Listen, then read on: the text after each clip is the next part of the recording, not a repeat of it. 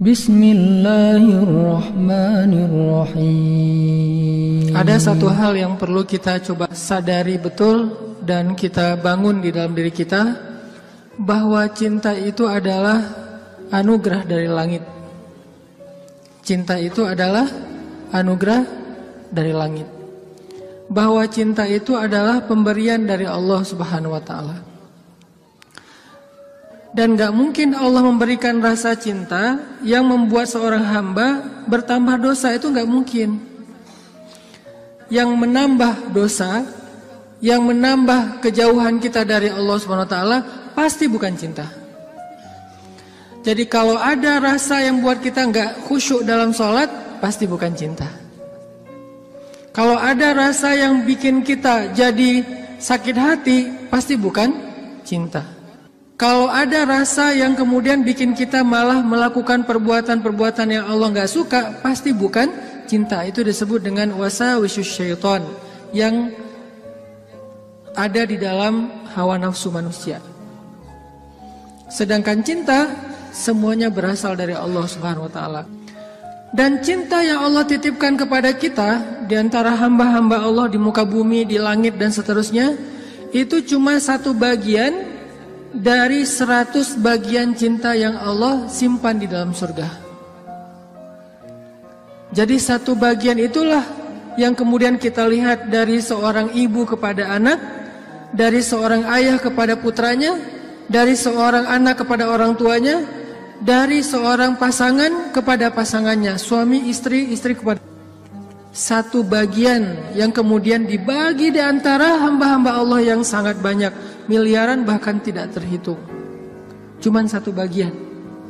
Satu bagian itu kita udah bisa ngelihat pengorbanan seorang suami yang luar biasa. Kayak misalnya teman-teman yang nge-follow Rumah Teduh Sabariin, ada seorang anak ngerawat ibunya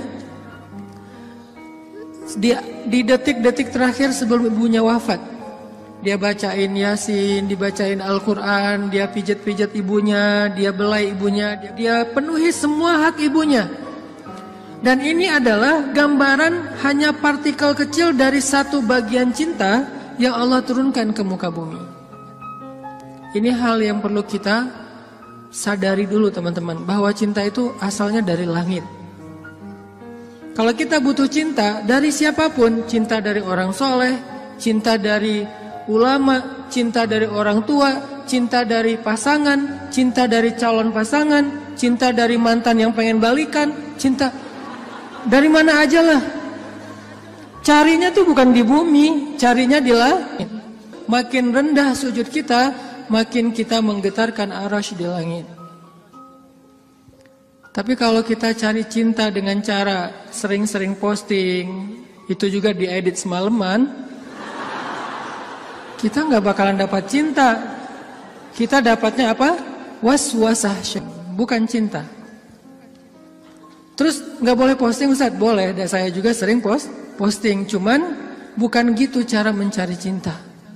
Apalagi diedit habis-habisan, pakai apa aplikasi berganti-ganti. Ah ini kurang apa bright lah, apa kurang charming. Akhirnya diedit. Justru yang muncul dari itu adalah kekecewaan.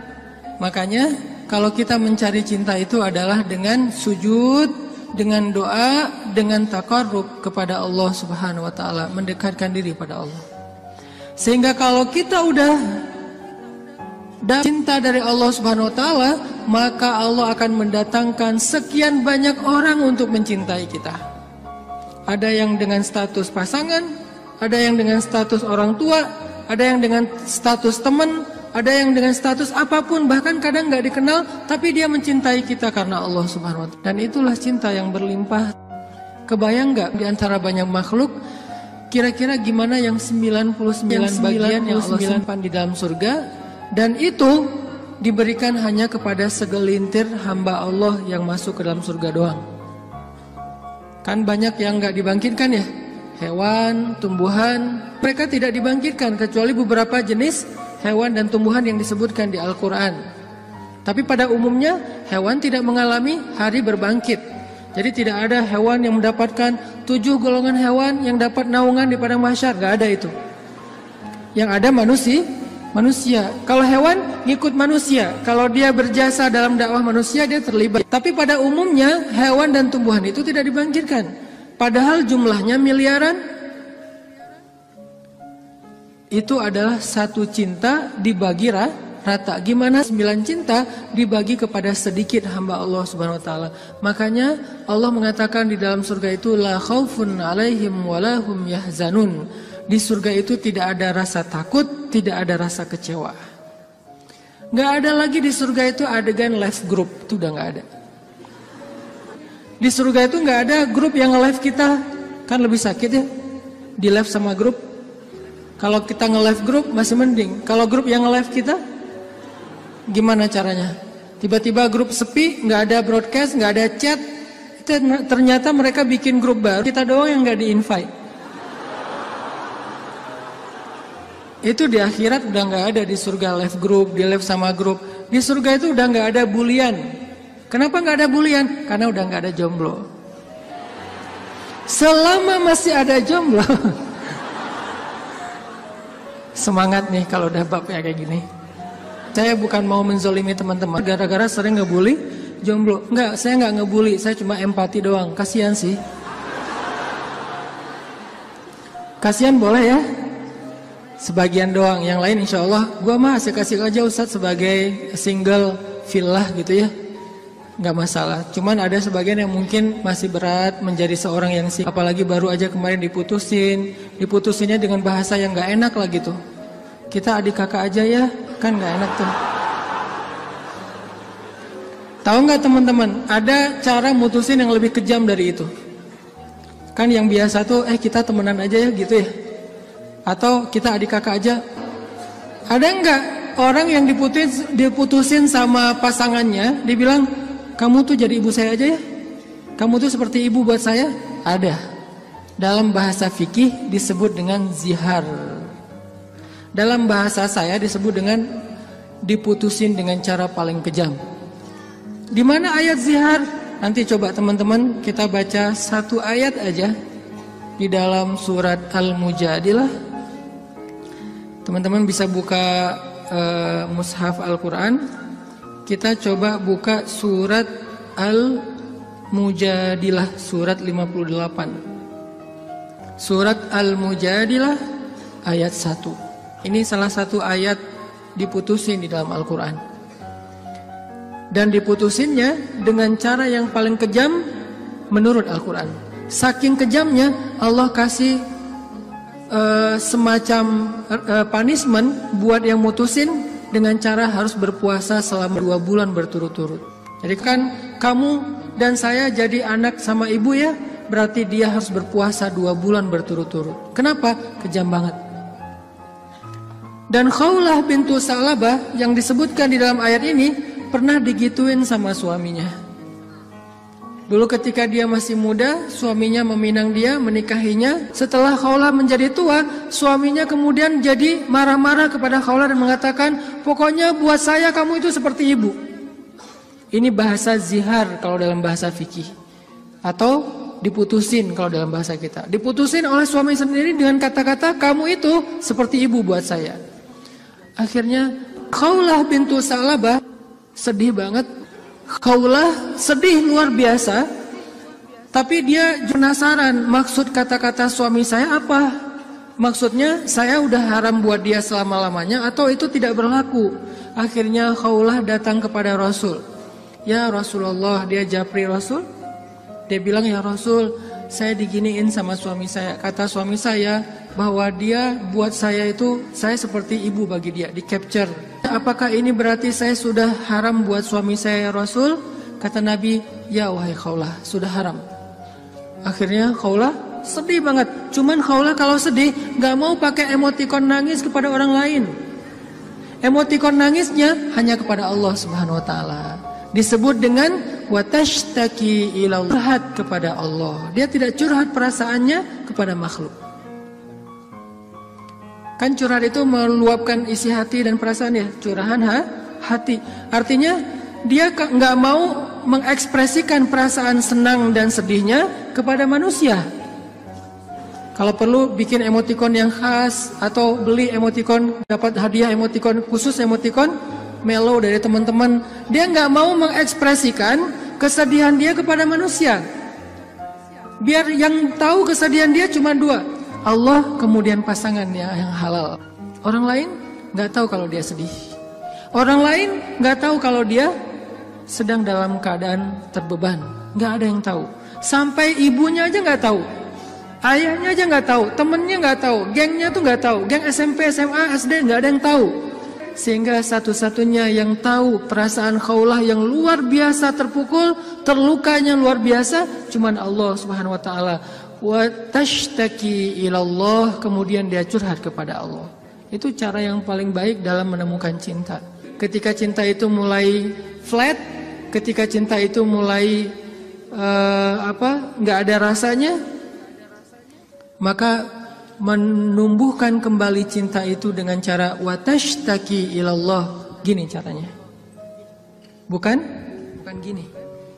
Tapi hal yang paling baik untuk dia lakukan kalau dia pengen merefresh cintanya, menambah rasa cinta, dan itu nggak hanya berlaku untuk pasangan, berlaku juga untuk teman, cinta karena Allah, berlaku juga kepada guru, berlaku juga kepada orang tua, berlaku kepada anak. Kalau kita ngerasa cinta kita mulai garing nih, mulai rasanya tuh hambar, maka yang kita lakukan watashtaki ilallah, minta kepada Allah Subhanahu Wa Taala. Karena dialah yang Allah titipkan, yang Allah kirimkan dalam hidup kita untuk kita luahkan semua rasa, rasa bahagia, rasa cinta, rasa sedih, rasa kecewa, semua ke dia, bukan ke orang lain. Kalau kita punya pasangan tapi rasa itu diungkapkan kepada orang lain, maka kita mencurangi pasangan kita. Kita punya pasangan tapi curhatnya ke orang, jadilah TTM ya. Ini berarti kita curang, nggak fair sama pasangan kita. Toh kita juga nggak mau digituin oleh pasangan kita kan? Terus apa yang harus kita lakukan? Kalau kita ngerasa pasangan kita nggak pengertian, ada zat yang maha pengertian untuk kita curhat kepadanya. Kenapa harus orang lain? Dan Allah nggak akan pernah ngebocorin curhat kita ke siapa-siapa, teman-teman. Allah sebaik-baik penjaga rahasia. Dan Allah senang banget dengar curhat kita. Beda dengan orang. Kalau orang teman siapa gitu dengar curhat kita, misalnya kita telepon. Kita telepon di loudspeaker sama dia, ditaruh di meja, terus dia ngapa-ngapain ya. Kita ngomong panjang lebar. Pas udah lama nggak dapat respon, kita nanya, kamu dengar nggak sih? Dia langsung lari. Ada yang lebih parah lagi tuh. Bukan cuma di loudspeaker. Kita baru mulai curhat, dia balik curhat. Aku habis dimarahin sama suami aku. Wah, laki-laki itu emang kayak gitu. Gue juga tiap hari dimarahin. Tahu nggak gimana cara dimarahin? Panjang tuh. Akhirnya malah dia yang curhat. Kita curhat, dia jadi dapat banyak info. Akhirnya dia nikung. Oh, parah banget ya. Pernah ditikung sama teman curhat? Ada sahabat Nabi yang pernah ditikung. Ditikung fisabilillah. Namanya Abu Darda. Abu Darda, temenin aku dong. Ngapain? Ngelamar seorang perempuan, seorang cewek, soleha, hafizah, cantik, terpelajar. Kayaknya nih calon makmum ideal banget. Kenapa ideal? Yang salah baca ketika sholat dia bisa benerin. Tapi insya Allah imamnya nggak bakalan salah baca. Kalau yang dibacanya Al-Ikhlas ya. Gua mah pede, nggak nyari makmum yang hafiz-hafiz banget. Kenapa? Karena kalau ngimamin surat Al-Ikhlas, jadi nggak pernah salah. Salman ngajak Abu Darda. Abu Darda nemenin, datang ke rumah cewek itu. Pak, saya mewakili Salman, pengen ngelamar anak bapak, putri bapak. Kata bapak ini, ya udah saya tanyain dulu ke putri saya. Kalau dia setuju nanti saya nikahkan kalian. Harus nanya dulu ke perempuannya, ke putrinya. Karena nggak boleh nikah paksa dalam Islam. Sama dengan gak boleh menghalangnya yang sudah punya niat baik untuk menikah. Sama dengan kita menghalang-halangi anak kita untuk datang ke masjid beribadah. Calon mertua. Gak boleh menyusah-nyusahin anak kita yang pengen beribadah. Apa ibadahnya? Nikah. Bukankah nikah itu setengah dari agama? Selama itu kita perhatikan bukan sesuatu yang sangat beresiko, yang terlalu terburu-buru, ceroboh, maka biarkan mereka melihat kebesaran Allah Subhanahu wa taala di dalam rumah tangganya. Rumah tangga seperti usaha dibangun dari nol, tiba-tiba Allah kasih banyak kemudahan setelahnya. Udah selesai lamar, ditanya sama ayahnya kepada putrinya, "Nak, gimana tuh ada satu orang cowok di depan ngelamar kamu? Yang mana?" "Itu yang Salman, yang orang Asia." Anaknya kemudian keluar ngintip. Ngintip bahasa kita stalking. Karena ada seorang perempuan dilamar, kemudian dia gak pede gitu. Dia bilang ke Rasulullah, "Ya Rasulullah, boleh gak kalau saya itu aib saya bahwa dia kepalanya ini rambutnya banyak yang sudah rontok karena penyakit." Kemudian dia bilang, "Boleh gak saya pakai rambut palsu atau saya tutup rambut saya dan saya gak kasih tahu ke siapa-siapa kalau rambut saya itu udah rontok." Kata Nabi, "Sampaikanlah." Jadi gak perlu diedit, gak perlu dibikin yang sekeren mungkin, tapi kemudian orangnya kecewa. Dia stalking, oh itu cowoknya. Kalau yang di sebelahnya itu Abu Darda. Ya sudah. Akhirnya si cewek menerima lamaran, tapi bukan untuk Salman, untuk Abu Darda. Datang bapak itu, "Alhamdulillah saya udah bicara dengan anak saya." "Oh gimana Pak?" Salman udah deg-degan gitu. "Sabar ya Salman, ternyata anak saya belum berkenan untuk menikah dengan Salman." "Oh nggak apa-apa Pak, cuman anak saya ternyata ridho menikah."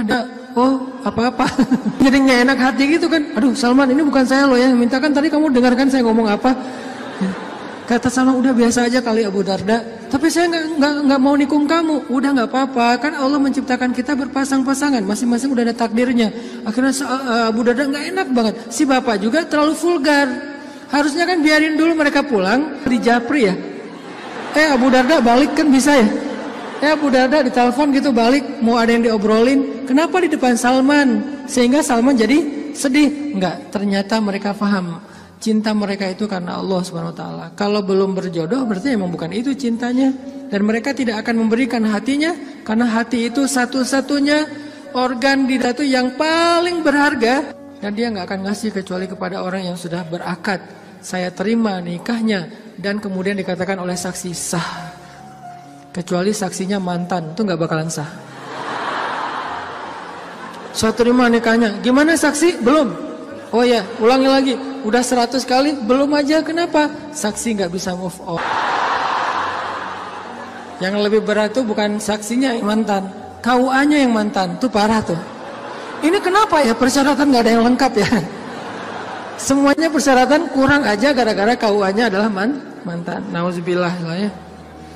Kan pernah viral tuh di Instagram yang seseorang ngelakuin kriminal kemudian disidang. Kebayang gak sih pas lagi di sidang gitu ternyata ketua majelis hakimnya itu mantan kita. "Wah, jadi kamu setelah putus dari aku jadi gini?" "Iya, aku gak bisa hidup lagi tanpa kamu." Ya udah apa? "Kamu saya vonis menikah dengan saya." Gak penting juga. Nah akhirnya kita balik lagi ke cerita Khawlah. Khawlah curhat kepada Allah. Ketika ada masalah, Khawlah bilang, "Ya Rabbi ilahi." Dia curhat, dia nangis, dia habis-habisan hanya di hadapan Allah saja. Ketika di hadapan manusia, dia gak mau menunjukin dirinya lelah di hadapan manusia. Dia gak mau menunjukin dirinya fragile di depan manusia. Dia hanya menunjukkan kelemahan dirinya di hadapan Allah. "Allah ilahi, saya fakir sedangkan engkau maha kaya. Saya lemah sedangkan engkau maha perkasa. Saya bodoh sedangkan engkau maha bijaksana. Saya bingung sedangkan engkau maha tahu segala-galanya." Kita tunjukkan semua kelemahan kita, curhatnya kepada Allah, jangan kepada makhluk. Dan Allah senang banget dengar curhat hambanya. Apa nama Allah yang maha mendengar? Sami'un. Allah itu gak pernah lelah mendengar curhat, doa, dan semua isi hati hamba-hambanya ketika mereka berbicara kepada Allah. Ya Allah, ya Allah. Setiap hari kita berdoa kepada Allah dengan doa yang sama, Allah gak pernah bosan. Makanya Allah As-Sami', yang maha mendengar. Makin panjang curhat kita, Allah makin sayang sama kita. Beda kan sama orang, makin panjang curhat kita, makin ditandain besok-besok kalau kita telepon gak akan diangkat lagi. pura-pura sibuk lah. Terus kalau kita WA, japri gitu nggak dibaca-baca, pura-pura tadi tinggalan handphonenya apa segala macam. Karena gitu kita mau curhat, bukannya Allah mendengar doang, malah Allah mendatangi kita.